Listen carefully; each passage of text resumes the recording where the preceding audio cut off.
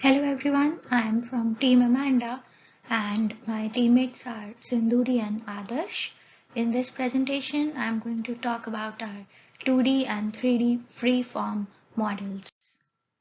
So this slide gives the company details. So the name of our company is Next Gen Furnishings and our company deals in designing the 3D models of sofa. Our management follows a democratic approach and this image shows here the logo of our company. First, I'm going to talk about our 2D models. So this slide here shows the steps that were followed to make the 2D models of signatures. So first, each of us signed our name on a white piece of paper and then we scanned our signatures and imported them into Inkscape software. Then we selected different control points at different locations on the curve and then we fit the NURBS curve to the points. Next step was to fine tune the curves and fine tuning was done to make the signature appear smooth. We used a tool in Inkscape called the Edit Paths by Nodes. This tool is helpful in smoothing the sharp points on the curves. This slide shows the original signature and the 2D model of the signature of my teammate Adarsh. So the image in the top is the original signature and the image towards the bottom is the 2D model of signature made using Inkscape. This slide shows my original and 2D signature and this slide shows the original signature and the 2D model of the signature of my teammate Sindhuri. Next, I am going to talk about the 3D model that we designed using the tool Blender. So we used Blender version 2.92 to design our model. So first I'm going to talk about the steps that were followed to make the 3D model. So first, a general template or a scene was opened in Blender. It already had three collections in the scene, such as a camera, cube and light. So the camera and light were deleted from the scene and the cube mesh was used to model the base of the sofa where the user is going to sit. So the image in the top left shows the default scene in Blender. Next, the viewpoint was switched to front view and in the edit mode we scaled the cube to a smaller size and its height and length was adjusted along the z-axis and x-axis respectively. So the image in the bottom right shows the base of the sofa after it has been scaled down to reduce the height and then it had been scaled up along the x-axis to increase its length.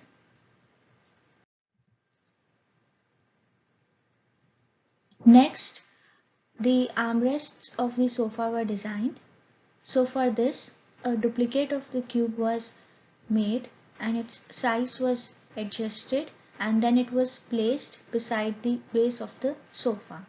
Then the extrude tool was used on the top face of the armrest to pull it up and increase its height. The height of the armrest was kept higher than the height of the base of the sofa. So the image in the bottom right shows the armrest of the sofa after it had been pulled to a desirable height. A sofa is symmetrical in shape, meaning that its left-hand side portion resembles the right-hand side part. Therefore, in this step, we mirrored the two parts of the sofa by first using the loop cut tool to mark the middle of the sofa and then deleting the vertices present towards the left. So the image in the top left shows the sofa after its left hand side had been deleted. Next, the mirror modifier was used to mirror the right side of the object to the left side. So the image in the bottom right shows the left and the right part of the sofa, and they are mirrors of each other. So the mirror tool helps in reducing the time required to model the object, as whatever changes are made on the right side of the object, they are automatically reflected on the left side of the object.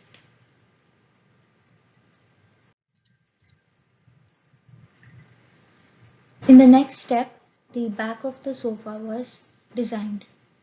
So it was designed by first duplicating the back face of the base of the sofa and then using the extrude tool to pull the face along the y-axis to give it some thickness, and the back face was pulled until it reached the desired thickness.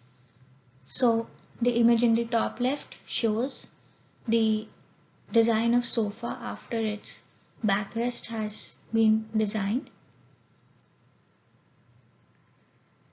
In the next step, which is shown by the image in the bottom right, we selected the top face of the sofa and then pulled it upwards along the z-axis using the extrude tool to give it some height. So this face was pulled up until it reached a desirable height. Afterwards, the top front edge was selected and moved back using the move tool to reduce the thickness of the backrest of sofa. It was done to give a leaner and stylish look towards the top. So the image in the bottom right shows the model of sofa after its backrest was designed. In the next step, the pillows of sofa were designed. To design them, first a mesh cube was added in the object mode, and then in the edit mode it was scaled down to reduce its thickness and height. Then this cube mesh was placed on a desirable location on the sofa using the move tool. After shaping the cube into a pillow, its count was increased to 3 using the array modifier. Next, the sizes of the 3 pillows were adjusted using the scale tool to fit them in the sofa. Also, their center faces towards both the front and back were scaled outwards to increase the thickness and give the pillows some plushness. So the figure on bottom right shows the sofa with 3 pillows. In the next step, the legs of the sofa were designed using the mesh cube. The legs were shaped into the desired size using the scale tool, and then their opposite faces towards the left and right hand side were deleted to give the legs a more stylish appearance. So the image in this slide shows the model of sofa after its legs have been designed. The edges of the sofa were very sharp. To give our model a more realistic look, we smoothened it by applying the subdivision modifier on it. To achieve this, we first selected the entire object in the object mode and added the subdivision surfaces modifier to it. We increased the viewport count to 2 to add more patches to the surface of the mesh. So it helped in getting a smoother surface.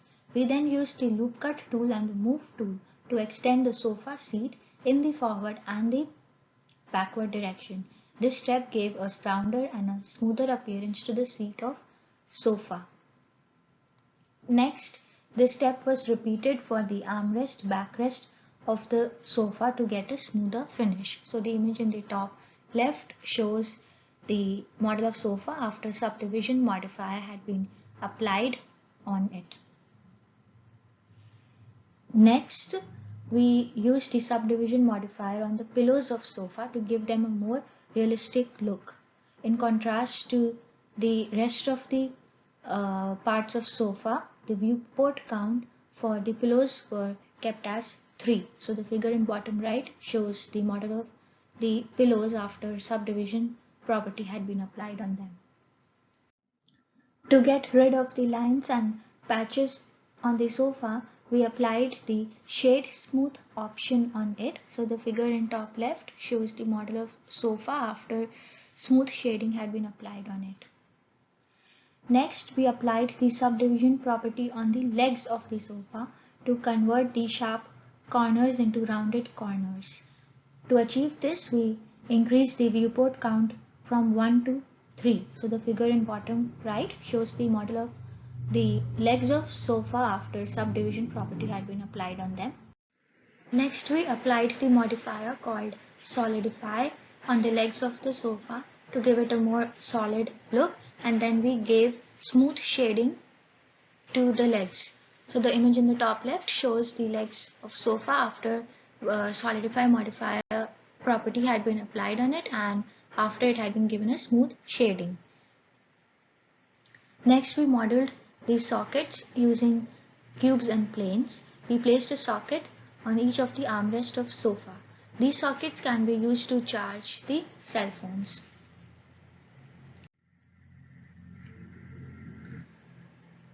The image in this slide shows the final 3D model of our sofa. We added a base color to the sofa and shaded the legs of the sofa with a gray metallic tone. So this was achieved by decreasing the roughness measure and increasing the metallic measure for the surface of the legs of the sofa. So this is the final 3D design of our sofa. Thank you.